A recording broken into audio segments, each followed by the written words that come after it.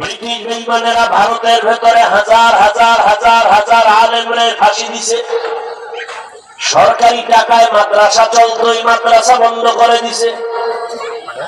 কোরআনের আওয়াজ জমিনে চলবে না, কিন্তু আল্লাহর শুকর এই মাদ্রাসা এখনো আছে না নাই? গোটা দুনিয়াটা করোনায় সব থমকে গেল। স্কুল বন্ধ, কলেজ বন্ধ, ব্যবসা বন্ধ, চাকরি বন্ধ, ট্রেন বন্ধ, মিল ফ্যাক্টরি বন্ধ, কোরআনের একটা মাদ্রাসাও বন্ধ হয় নাই।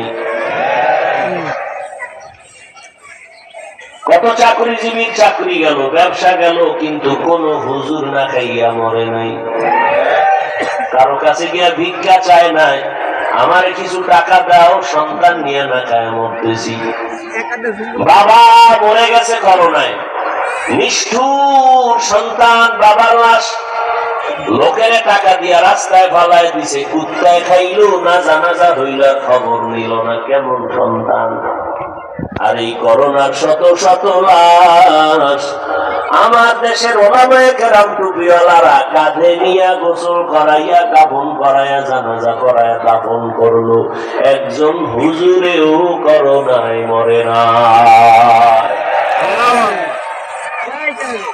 আর এখনো বহু আল্লাহর বান্দারা করোনা আইলুনি মাস্ক ছাড়ে না, এখনো হাত ধোয়া বন্ধ করে না। আর সেই সময় শত শত লাশ আমার দেশের ওলামায়ে কেরাম কাঁধে নিয়ে গোসল করাইল, একজন হুজুর মরে নাই, না খাইয়া ভিক্ষা করে নাই।